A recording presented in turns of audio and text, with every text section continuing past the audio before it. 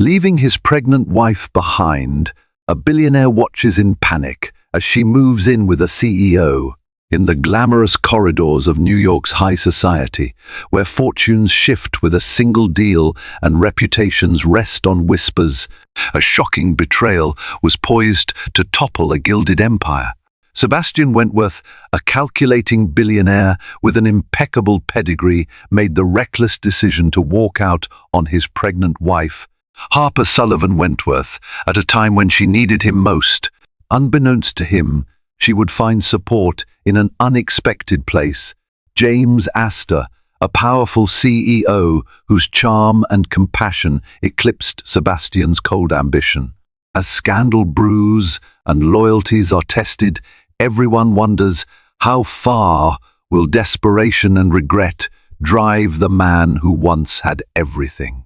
Sebastian Wentworth grew up in a world where doormen greeted him by name, private drivers ferried him to exclusive prep schools, and his every whim was indulged by a coterie of well-paid staff. His father, Nathaniel Wentworth, had amassed a fortune in real estate and tech investments, famously turning a $5 million loan into a multi-billion-dollar empire. Sebastian, their only son, was educated at the most prestigious institutions, Eton in his teenage years and Harvard Business School in his 20s. His world had always been perfectly orchestrated, with power and prestige forming the backbone of his identity. It was at a Manhattan charity event that he first encountered Harper Sullivan.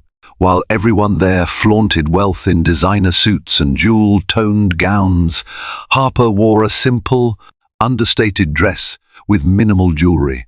Unlike the other guests who postured for cameras, Harper spent the evening chatting with older philanthropists and personally thanking donors. Something about her genuine warmth charmed Sebastian, a man who was rarely moved by anything beyond profit margins and strategic alliances. They dated for 6 whirlwind months, a courtship filled with quiet dinners, philanthropic galas, and spontaneous flights to tropical islands. Harper's modest upbringing in upstate New York gave her a refreshing sincerity. Though she found Sebastian's world intimidating, she carried herself with quiet confidence. Her background as an interior designer with a knack for repurposing vintage finds served as a grounding force against Sebastian's luxurious tastes. 2 years into marriage, life appeared idyllic. Their wedding had graced the social pages, Wentworth heir weds benevolent beauty in lavish ceremony. The storybook union seemed complete when Harper discovered she was pregnant. But behind the polished facade, tension brewed. Sebastian, newly placed at the helm of Wentworth Industries, sank deeper into a cutthroat corporate environment. Long days morphed into all-nighters, and anxious phone calls from the board replaced dinner conversations. Harper, once in awe of her husband's confidence, began seeing darker shades of that ambition. He was critical of her slower pace, her desire to create a warm home environment. He dismissed her gentle suggestions about balancing family and career, while she tried to be supportive, standing by him at events. Managing her own blossoming design business, Sebastian's drive left little emotional space for her or the unborn child. A subtle distance took hold in their penthouse on Fifth Avenue. Harper, who used to look forward to Sebastian's return each night, now dreaded his clipped tone and the frustrated sighs he heaved when confronted with any pregnancy-related talk. When she nudged him about attending prenatal classes, he brushed off the idea, retorting he had a company to run. Harper felt her heartbreak deepen with each rejection. Little did she know that the cracks forming now would soon split their marriage wide open. And Sebastian, so confident in his powerful name and bottomless bank account, would learn that money can't buy back trust once it's shattered, nor prevent the unstoppable force of regret. The turning point arrived on an unseasonably warm night in late March. Harper was 4 months pregnant, reeling from morning sickness and the swirl of hormones. She'd spent the evening preparing a simple, homemade meal, nothing extravagant, just soup and grilled vegetables. Sebastian was supposed to be home by 8 for once, having promised to discuss the next ultrasound appointment. He never made it. At 10:30, the front door swung open, revealing an agitated Sebastian, phone pressed to his ear. His jacket reeked of cigar smoke, and his expression was stormy enough to make Harper's heart sink. He ended the call sharply and threw the phone onto a marble side table with a clatter. "What happened?" Harper asked, struggling to keep her voice steady. She'd spent 2 hours waiting, reheating the food twice, anxious to share a rare evening together. "Nothing you'd understand," he snapped, pacing across the living room. His tone was harsher than usual, as though all the frustrations of the day had chosen this moment to erupt. "Do you have any idea how delicate the Lindstrom negotiations are?" "If we don't close this deal," she bristled. "I've heard about the Lindstrom deal for weeks, Seb, but I needed you tonight. I texted you about the baby's test results. They came in. I thought we could look at them together." He raked a hand through his hair, irritation flaring. "I can't think about that right now. Everything is at stake with Wentworth Industries. My father's legacy is on the line. If I don't push these expansions, and what about our legacy?" She countered, tears threatening to surface. "What about the child we're bringing into this world?" Sebastian closed his eyes, letting out a ragged sigh. "You know, Harper, sometimes I feel like you don't get it. This is bigger than us. The company is," she cut him off. "No, the company's not bigger than us. Family should come first." In the tense silence that followed, the ticking clock in the hallway felt deafening. Sebastian glared at her, exasperated. "Look, if you want to prioritize family, be my guest, but I can't, not now. If that means you need to step away for a while, so be it." A cold dread settled in Harper's stomach. "What are you saying?" He averted his gaze. "Maybe we need space. I can't handle these arguments on top of everything else. Maybe it's best if you go stay somewhere else for a while until I sort this out." The words hit like a physical blow. Harper's chest tightened as she realized her own husband was pushing her away despite her pregnancy. Despite their marriage vows, she fought the tears, swallowing down the raw pain. "Fine," she whispered, voice trembling. "I'll leave in the morning." Sebastian didn't protest or try to stop her. He merely walked to the window, staring at the glittering city lights that once seemed so enthralling. In that moment, the penthouse felt like a cathedral of emptiness, echoing with regrets, yet to be fully understood. True to her word, Harper packed a suitcase the next morning. She included a few maternity outfits, her prenatal vitamins, and personal belongings. She couldn't bear to leave behind. A silent Sebastian watched from the living room, coffee in hand, but no trace of warmth in his gaze.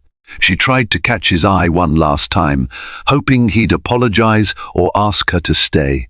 Instead, he turned away, engrossed in a stock report. Tears burned her cheeks as she rode the elevator down to the lobby. In the crisp air of Manhattan's morning bustle, she inhaled deeply, determined to remain steady. She had no plan, only a small bank account of her own, separate from Sebastian's fortune, which she'd built from her design commissions.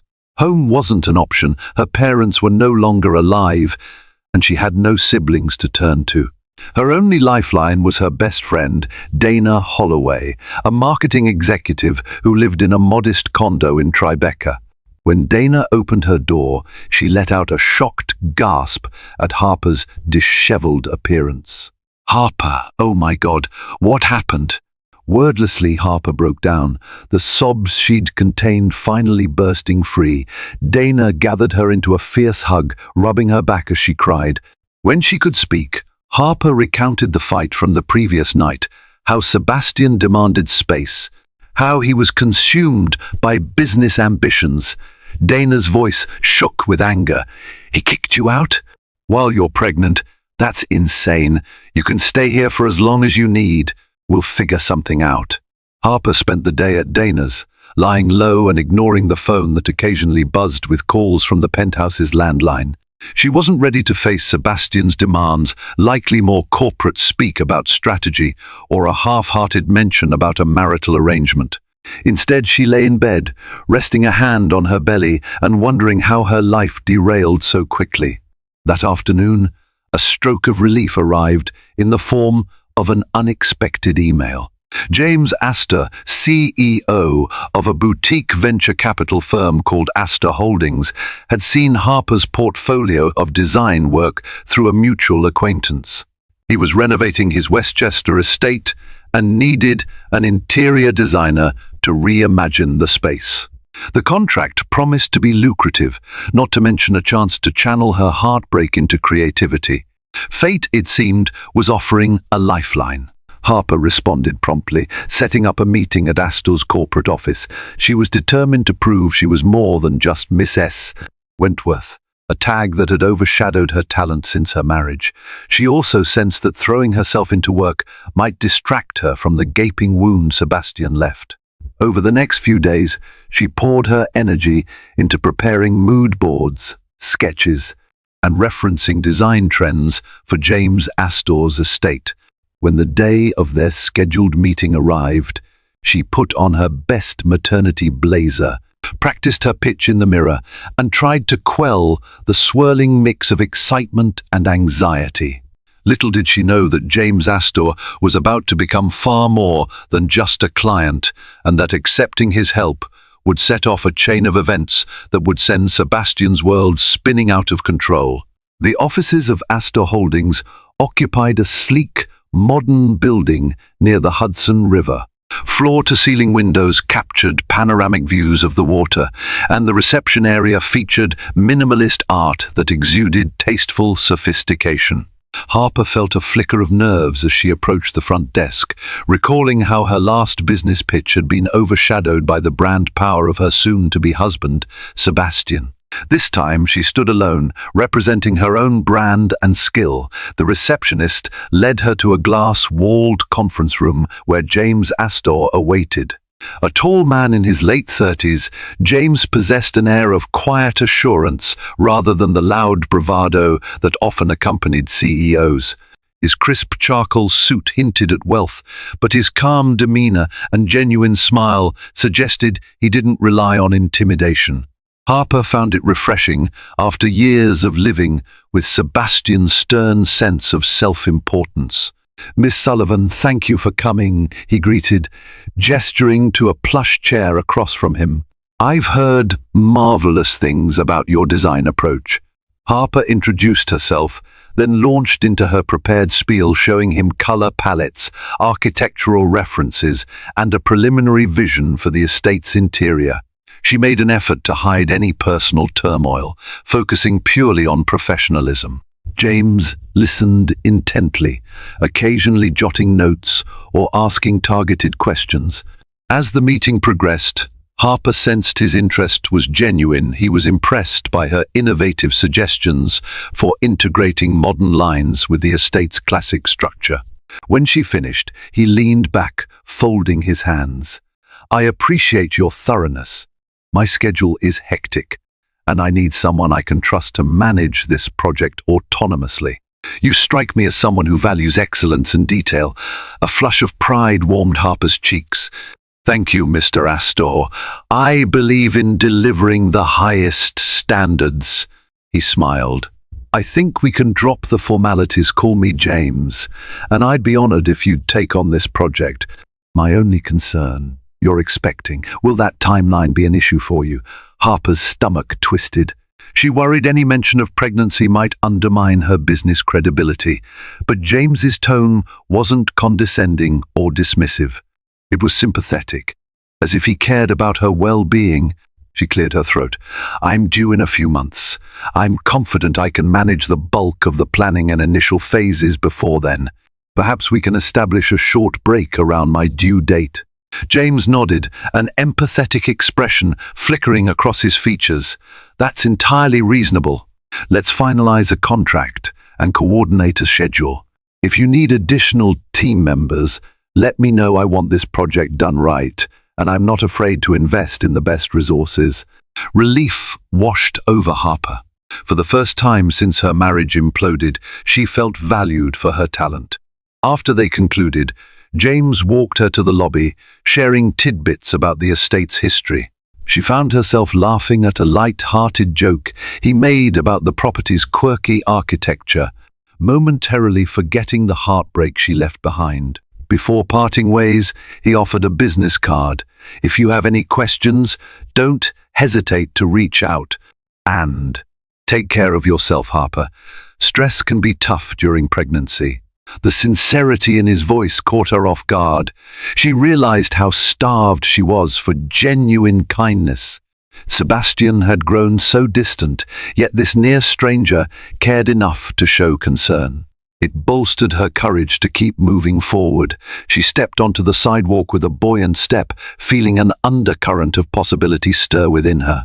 Meanwhile, across Manhattan in his palatial office at Wentworth Industries, Sebastian was about to discover that banishing his wife wasn't just a personal mistake, but one that could unravel everything he held dear. While Harper began her new project with James Astor, Sebastian dove deeper into the labyrinth of corporate battles. Days merged into nights of cutthroat negotiations to seal the Lindstrom deal, the largest international expansion in Wentworth Industries history. He scrawled out contract revisions at midnight, fielded calls from lawyers at dawn, and hammered out boardroom disputes. The mechanical routine of high-stakes commerce consumed him. The more success Sebastian chased, the emptier his penthouse felt. Shadows clung to the corners where Harper's warm presence used to linger. He told himself that her departure was a temporary measure. Once the Lindstrom acquisition stabilized, they could reconcile. Yet weeks slipped by without so much as a text from Harper. She had effectively cut him off, leaving him in a silent vacuum of uncertainty. Attempting to assuage his guilt, Sebastian buried himself in deals. But guilt lurked in stray moments when he glimpsed a pregnant stranger on the sidewalk or caught a random whiff of the brand of soap Harper once used. Late at night, he'd stand by the nursery they had started planning, the half-painted walls reminding him of a future he was systematically neglecting. One afternoon, while scanning a glossy business magazine, he stumbled upon a profile piece on James Astor. The Vanguard CEO, taking Manhattan by storm, read the headline. A full-page photo showed James in a tailored suit, leaning casually against a polished mahogany desk. The article praised his philanthropic ventures, referencing a new property renovation in Westchester. No mention of Harper, of course, but a subtle disquiet rattled Sebastian. He vaguely recalled hearing about Astor's fortune self-made in venture capital, rumored to have a personal net worth that rivaled certain old money dynasties. Setting the magazine aside, Sebastian tried to dismiss any concerns, but an uneasy tingle followed him. If Harper was working on that estate, she was in close proximity to a man whose calm, confident style contrasted sharply with Sebastian's intensity. A pang of jealousy sparked. He told himself that no matter her new circles, Harper was still his wife, pregnant with his child. She'd return eventually, wouldn't she? On a rare break, he dialed her number, but it went straight to voicemail. He left a terse message, "We need to talk about the baby. Call me back." Another day passed, no response. Agitated, he tried again, only to realize she'd blocked him. A swirl of fear and anger warred in his gut. How dare she shut him out? He turned to Dana, Harper's best friend, only to be met with a chilly rebuff. "Harper's done being your afterthought." Furious, he demanded an explanation, but got nowhere. Meanwhile, his own mother, Olivia Wentworth, scolded him for allowing such a domestic fiasco to overshadow the family's pristine image. She insisted he fix the situation before the gossip columns caught wind. Her solution, a contrived apology, perhaps a spa weekend. Sebastian found the idea shallow, but desperation gnawed at him, so he half-heartedly agreed to meet with Harper when the time was right. He had no idea that fate would soon spiral out of his control. James Astor was about to become a significant figure in Harper's personal life, bridging the chasm Sebastian had so recklessly opened. And when news reached him that Harper was no longer just working with James, but living under his roof, Sebastian's carefully curated composure would break in ways no business deal could mend. Harper's new contract with James required frequent trips to his Westchester estate. At first, she'd drive up with a drafting table wedged in Dana's trunk, working inside the sprawling mansion that was undergoing renovation from floor to ceiling. She supervised contractors, selecting paint palettes, light fixtures, and custom furniture to complement the estate's classical architecture. James visited on weekends to review progress. He'd wander the echoing halls, occasionally offering input but largely deferring to her creative instincts. Harper found his trust refreshing. Over casual lunches on the terrace, they exchanged stories her childhood in upstate New York, his early struggles, pitching his first startup, her recent heartbreak. He listened without judgment, the empathy in his gaze encouraging her to open up about Sebastian's neglect. As her belly grew heavier, climbing the estate's multiple staircases became cumbersome. She noticed fatigue creeping in, and the hour-long drive each way drained her further. Sensing her discomfort, James gently proposed an alternative. Why not stay in one of the estate's guest suites while you work? It'll save you the commute, and you can oversee everything day by day. At first, the idea startled her. She worried about impropriety, about fueling rumors, but James's sincerity was hard to ignore. "I don't want to impose," she murmured. "You wouldn't be imposing. Honestly, the place is so vast I barely utilize half the rooms. I'd feel better knowing you're comfortable, especially with the pregnancy." After days of indecision, a minor pregnancy scare pushed her to accept. She experienced dizzy spells while driving, a near miss on the highway. The frightened call to her obstetrician ended in firm advice to reduce stress and travel. So she agreed to James's offer, rationalizing it as a purely practical arrangement. When she told Dana, her friend teased, "Living with a tall, dark, philanthropic CEO. That's like the plot of a romance novel." Harper rolled her eyes but couldn't deny the sense of relief at removing daily travel from her routine. She remained vigilant, however, ensuring clear professional boundaries. This was about her safety and the job, nothing more. The move happened quietly on a breezy Saturday. Dana helped Harper pack essentials, maternity clothes, design tools, personal keepsakes. As they pulled into the estate's sweeping driveway, a mixture of nerves and cautious excitement buzzed in Harper's chest. She tried to ignore the faint voice in her head, warning of Sebastian's reaction if he found out. James welcomed her warmly, showing her the spacious guest suite, a bright room with tall windows overlooking manicured gardens. A private sitting area allowed her to spread out her design materials. That evening, Harper found herself dozing off to the gentle hum of crickets and the faint babbling of a courtyard fountain, a stark contrast to the city's roar. Although she felt a twinge of guilt for feeling comfortable in another man's home while still legally married to Sebastian, her rational mind reminded her, he cast you out. He made his choice. A choice that, by the following morning, would put a scandalous spin on everything Sebastian treasured. Because word of Harper's presence in James Astor's estate was about to leak, and the man who believed all could be resolved with a show of power or money would face a situation he couldn't simply buy off. Sebastian first heard the rumor from a longtime business associate, Lawrence Pierce, who dropped it casually over drinks at a private club. "So, your wife's taken up with James Astor, huh?" A prickle of hostility shot up Sebastian's spine. "What are you talking about?" he growled, swirling his bourbon in a crystal tumbler. Lawrence raised an eyebrow. Haven't you heard? Word is, Harper moved into his Westchester place to do some design work, and possibly more. The insinuation made Sebastian's jaw clench. Pierce shrugged. I'm not judging, man, but that's the buzz. People are whispering that Astor's being more than just a client. Sebastian forced a laugh, trying to feign indifference. Inside, a tempest of betrayal and jealousy raged.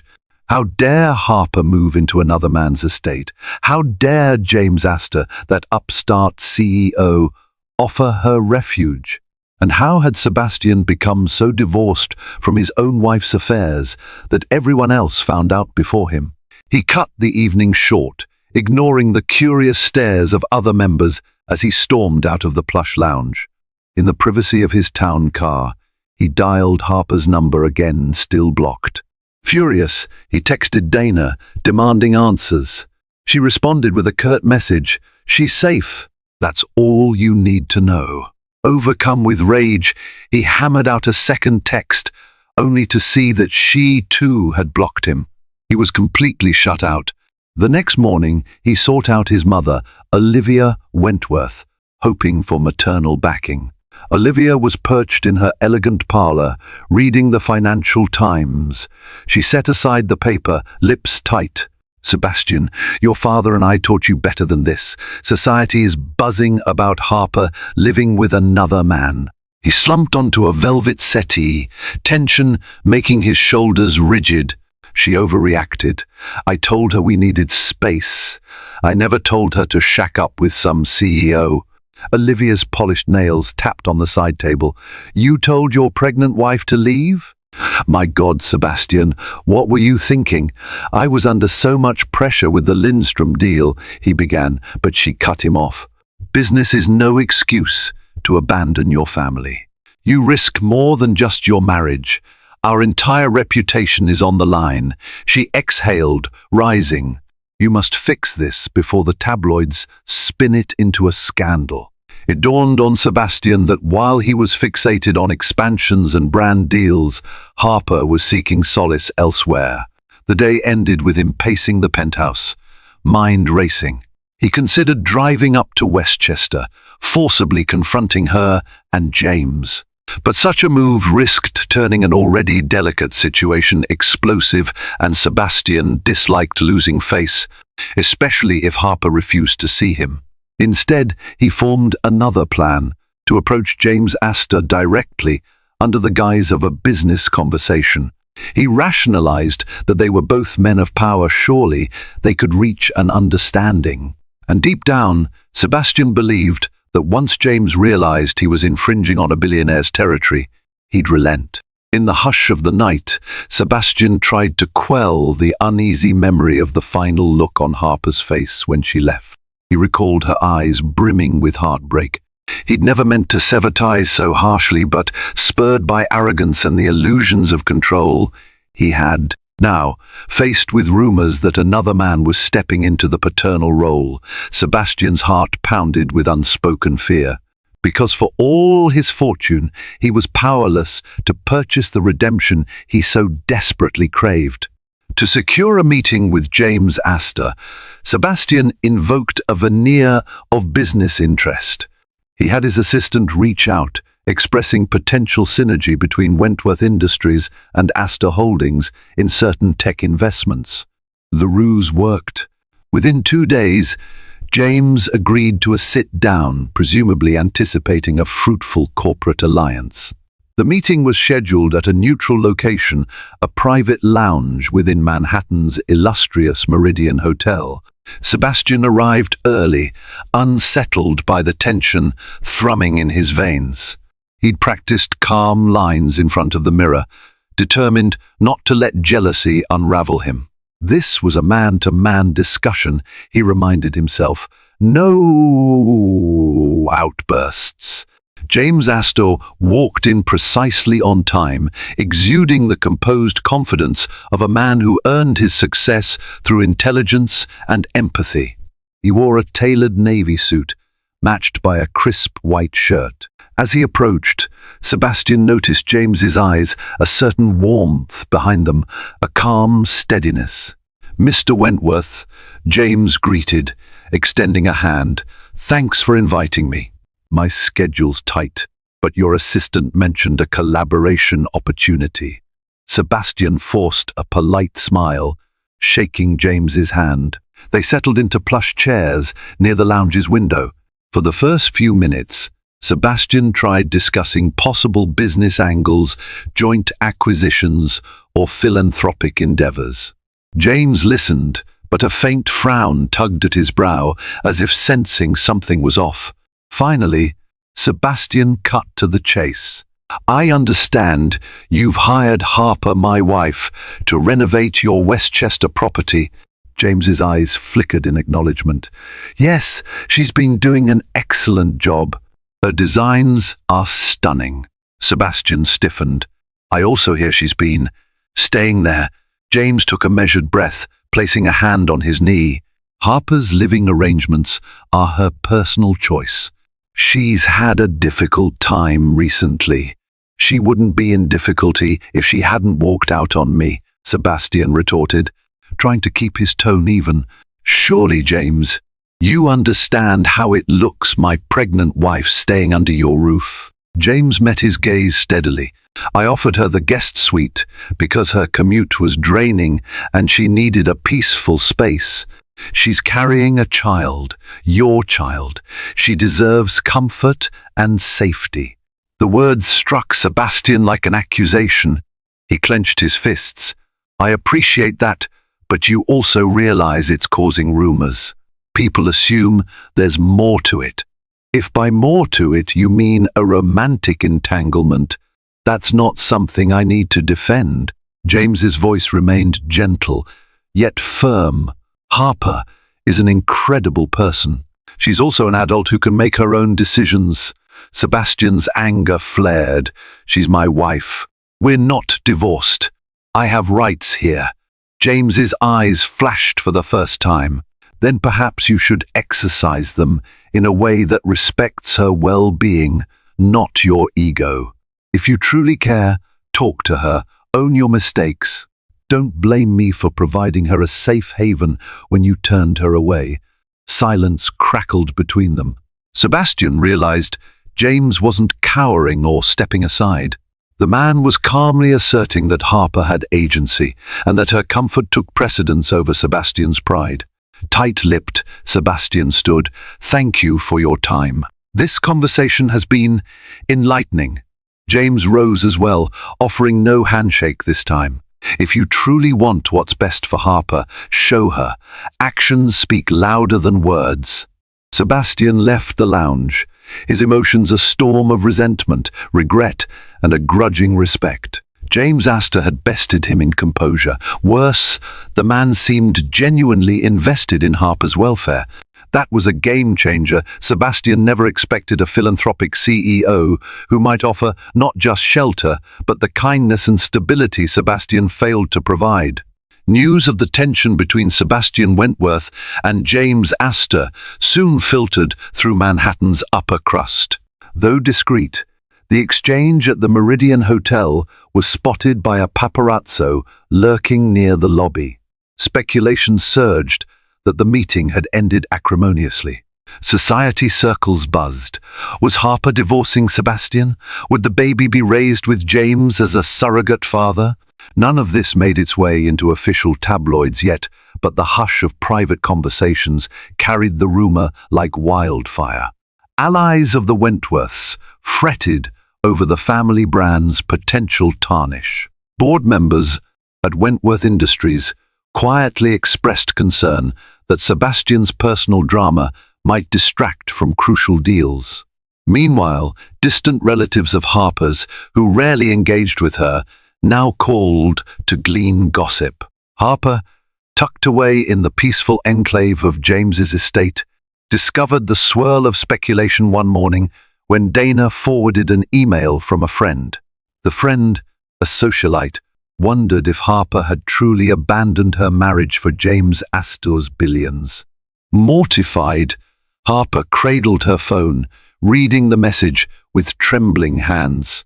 She'd never intended to spark public scandal, but Sebastian's bitterness and James's protective stance had become fodder for salacious rumor. Later that day, James noticed Harper's distress.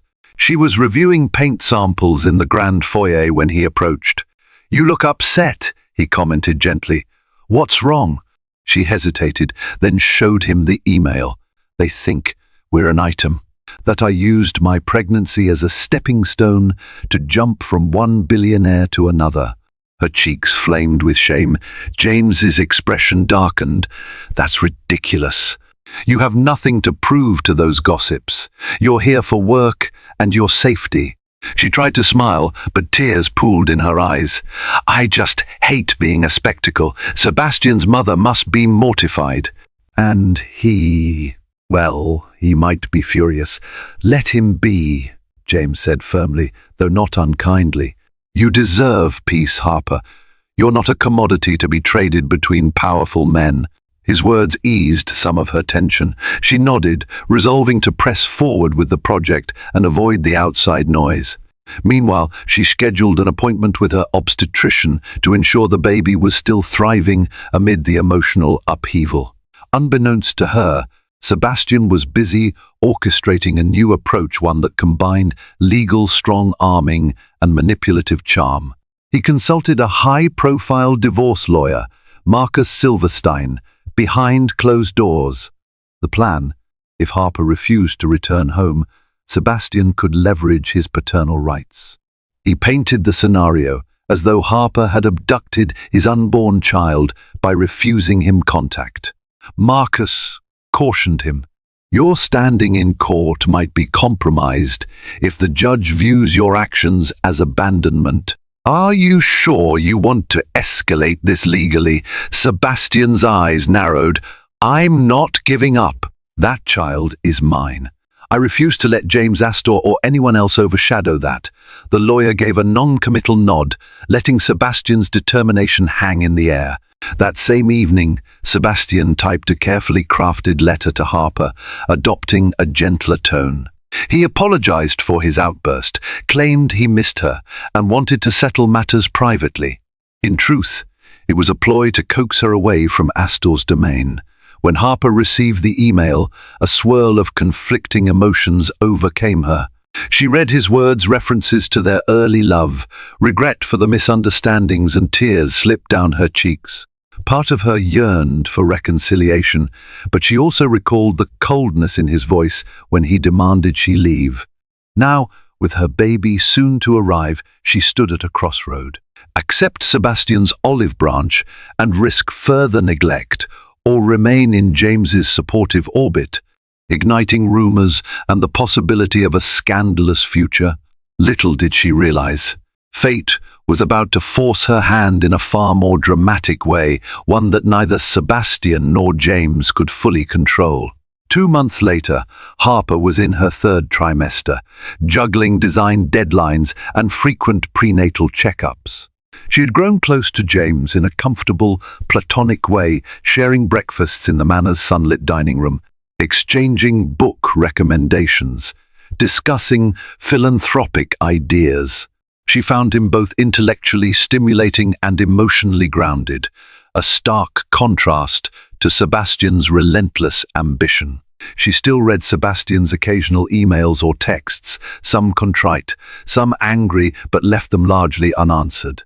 He hovered on the fringes of her life, an intangible presence. She tried to remind herself that his frustration stemmed from fear, not necessarily cruelty. Yet, every time she pictured him demanding she leave, her heart constricted. Then came the day everything changed. Early morning, Harper was walking through the estate's rose garden, reviewing final touches for the interior design, when she felt a sharp cramp in her lower abdomen. Alarmed, she paused, breathing through the pain. It subsided, only to return minutes later, more intense. Panic set in. She was 34 weeks pregnant, far too early for labor. James, alerted by a gardener who witnessed Harper's distress, rushed out to her side. One look at her pale face told him something was seriously wrong. He helped her inside, calling her obstetrician. The doctor advised immediate hospitalization for observation. Within half an hour, James had whisked Harper to the nearest hospital in his sleek black SUV, reassuring her as she fought tears and clenched her teeth against mounting contractions. At the hospital, doctors confirmed signs of preterm labor. They administered medications to try slowing the contractions and gave steroids to help the baby's lung development.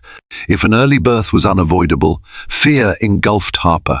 She cursed herself for ignoring subtle signals: fatigue, stress, the swirl of emotional turmoil. As staff hooked her to monitors, measuring the baby's heartbeat, James phoned Dana and the doctor for updates. Then, in a move that showcased his remarkable empathy, he called Sebastian. Regardless of their differences, the father deserved to know. "Harper's in the hospital," James said quietly when Sebastian answered. "She's in preterm labor. You should come." A stunned silence followed before Sebastian demanded details. James calmly gave the hospital's address, ignoring any biting remarks. He set aside his personal rivalry, focusing on Harper's best interests. Sebastian arrived at the hospital soon after, disheveled and frantic. He found James outside Harper's room, conferring with a nurse. For once, Sebastian didn't posture. His anxious eyes jumped from James to the closed door. "Is she okay?" he asked, voice tight. James nodded, stepping aside. "They're doing everything they can to stop labor. She's stable for now." Swallowing his pride, Sebastian quietly opened the door. Inside, Harper lay on a bed, and the fourth drip in her arm, face drawn with fear. She looked up, and their eyes met. For a moment, the heartbreak and anger receded in the face of a more primal bond. They were about to become parents. Possibly sooner than expected. She forced a small smile, tears glistening. "They said the baby's heartbeat is strong. They're trying to keep him or her inside a bit longer." Sebastian gently took her hand. "I'm here," he murmured. "I'm sorry for everything." Harper closed her eyes, exhaling shakily. She felt a tangle of emotions: relief that he came, lingering hurt, unexpected gratitude for James standing quietly behind him. This surreal convergence of father and caretaker overshadowed the messy drama of recent weeks. In that moment, the baby's fate became paramount. No one could predict how the next hours would unfold, whether their child would arrive prematurely or if the medical intervention would buy more time. What was certain, the crisis that forced them all into the same room would either push them further apart or open a path to some form of reconciliation for the sake of the life that connected them all. The medications brought only 24 hours of delay. Harper's contractions returned with a vengeance the following evening, and the obstetrician decided an early delivery was necessary to avoid complications. She was wheeled into a delivery suite, tension climbing with each contraction. Sebastian hovered at her side, pale and trembling, while James remained in the waiting area, prepared to assist if needed. Labor was harrowing. At 34 weeks, the baby was premature, and concerns about respiratory development loomed. Harper grit her teeth, focusing on breathing techniques. Sebastian clenched her hand, whispering apologies, regrets, and quiet encouragement words that poured from him in a raw vulnerability she hadn't seen before. Despite everything, she needed him now, and he rose to the occasion, supporting her through waves of pain. After hours of excruciating effort, baby Henry Oliver Wentworth emerged with a thin wail that signaled life, but also fragility. A swirl of relief and panic swept the room. The medical team whisked the baby away to the neonatal unit for immediate care. Exhausted, Harper collapsed against the pillows, tears of joy and fear mingling. Sebastian pressed a trembling kiss to her forehead, eyes watery. "We have a son," he whispered, voice quavering. He was terrified, uncertain if the baby would face complications, but also awed at the miracle of new life. Harper squeezed his hand, tears streaming. "He's so small." But he cried, "That's good, right?"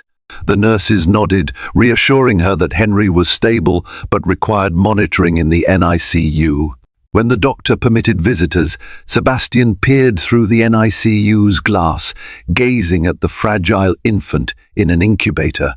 Overcome, he realized the magnitude of fatherhood and the heartbreak of almost missing out on these precious moments. James, aware of the delicate boundary, stayed mostly in the background. He congratulated Sebastian with a simple handshake and expressed relief that both Harper and Henry were alive. For once, Sebastian felt gratitude toward the man he'd despised, recognizing that James had been a pillar of support for Harper in ways Sebastian had failed to be. Over the next few days, as Henry gained strength, the atmosphere between Harper and Sebastian softened. They shared quiet visits to the NICU, sometimes sitting side by side, watching Henry's tiny chest rise and fall. The precarious nature of a premature baby overshadowed their past resentments. Sebastian even apologized earnestly, acknowledging his selfishness. "I don't deserve forgiveness," he murmured, "but I'm begging for a chance to do better." Harper, emotionally raw, offered no grand proclamations. She was too focused on Henry's daily progress, rejoicing when he breathed better, despairing at any minor setback. James popped in occasionally, bringing fresh meals or offering rides back to the estate for Harper to rest. She recognized how drastically her life had changed, living in the CEO's home, yet reunited with her estranged husband over their child's uncertain future. Meanwhile, Sebastian wrestled with guilt. He yearned to bring Harper and Henry home to the penthouse, to resume the life he'd foolishly cast aside. But each time he imagined it, the question lingered, would Harper trust him enough, or was her loyalty shifting to James? One evening, while Harper slept in her hospital room, Sebastian found James in the corridor. The two men locked eyes, tension brimming. Finally, Sebastian extended a hesitant hand. "Thank you," he said, words heavy with sincerity, "for looking after her and for telling me about the labor." James studied him, then gave a slight nod.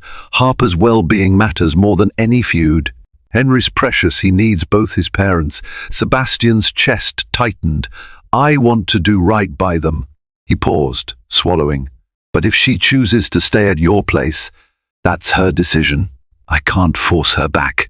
James's voice was steady. "Harper is free to choose. I'll support whatever she decides."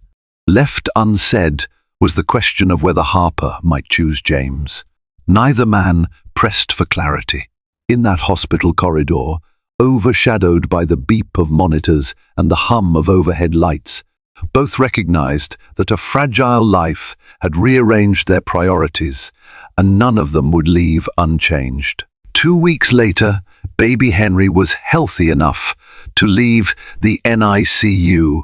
For Harper, it was a moment of profound relief, cradling her son, feeling his warmth.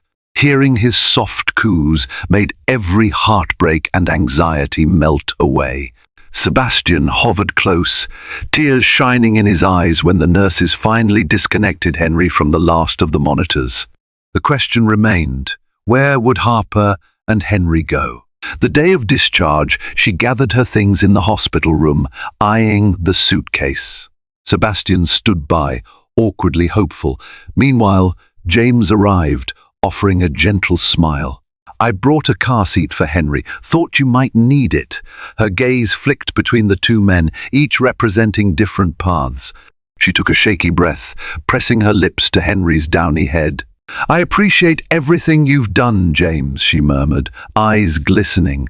"And, Sebastian, I know you're trying, but I need time to figure out what's best for Henry and for me." Sebastian nodded, heartbreak flickering across his face. "Wherever you go, I'd like to be part of Henry's life. You both can rely on me financially, emotionally, any way you want." James lowered his gaze respectfully. "My door's always open if you need a safe space. But I understand if you prefer a more private environment." Harper felt an ache in her chest, recalling the penthouse's emptiness and Sebastian's former neglect. Yet she also recognized his recent efforts.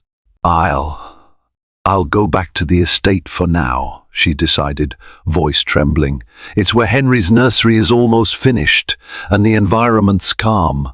Sebastian, we can arrange visits, or you can stay nearby if you want." While relief shone briefly in James's eyes, Sebastian's shoulders sagged, but he nodded, forcing a supportive smile. He couldn't protest. He had lost the right to demands when he drove her away. "I understand," he said quietly. Days later, the trio parted ways. James drove Harper and Henry to his Westchester estate, ensuring the baby seat was secure. Sebastian lingered behind, heart heavy, but determined to remain in Henry's life. Over the following weeks, he visited the estate regularly, each time battling a storm of complex emotions. He often found James there, kindly stepping aside to give father and son privacy. Slowly, a new rhythm emerged. Sebastian discovered fatherhood's quiet joys, holding Henry against his chest and feeling the infant's steady heartbeat, changing diapers with fumbling eagerness. Harper observed him, torn between old resentments and the new tenderness he displayed. Sometimes, as she watched Sebastian cradle Henry, her mind flashed to the humiliations she endured. But for Henry's sake, she extended cautious grace. James maintained a respectful distance. The estate was large enough for everyone to coexist without constant awkwardness. He even offered Sebastian a separate room if needed, ensuring Henry's father had a place to rest after long evenings. This improbable arrangement made the estate a safe bubble of sorts, though rumors about Harper living with two men flared in certain circles. She shrugged off the talk, focusing on Henry's well-being.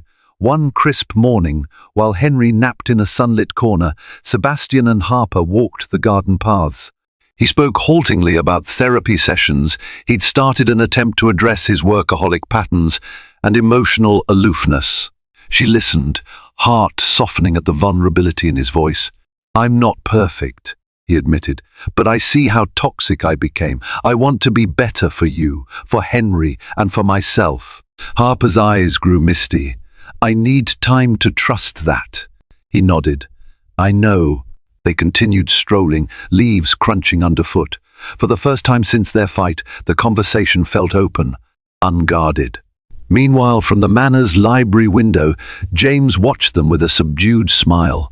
He recognized that while he cared deeply for Harper, she and Sebastian shared a bond that spanned love, heartbreak, and now the life of an innocent child. If they found a way back to each other in a healthier form, James wouldn't stand in their path. As the weeks turned to months, Henry thrived chunkier, more alert, responding with giggles to the odd household dynamic. Harper completed the estate's renovation, finishing her contract with James. She faced another crossroad: remain under James's roof, or attempt to rebuild a home with Sebastian. The final choice remained a tangle of love, forgiveness, and the unspoken truth that she had, at times, begun to see James as more than just a friend. But for now, the estate's wide halls echoed with renewed possibilities. Henry's soft laughter, the fragrance of newly hung drapes, the hush of the wooded grounds. Life had changed irrevocably, but perhaps for the better. The future was an open page, ready to be written by hearts that had learned, painfully, the value of compassion and the cost of pride. Harper, Sebastian, and their infant son, Henry, found an unlikely sense of peace in James Astor's estate, learning that compassion can come from unexpected places and that true love demands honesty, empathy, and the willingness to grow. Though Sebastian's betrayal nearly shattered Harper's trust, the bond forged by Henry's premature birth prompted each person involved to face their flaws and let go of resentment. Whether Harper decides to rebuild her marriage with Sebastian or pursue a brand new path, one thing remains clear: her voice, her worth, and her ability to stand strong for herself and her child will guide her future steps. If you felt the heartbreak, tension, and hope in this roller coaster of love and second chances, please remember to like, share, and subscribe to our channel. Your support fuels more dramatic fiction stories that capture the resilience of the human spirit. Thank you for watching, and stay tuned for further tales that inspire, challenge, and remind us of our capacity to heal.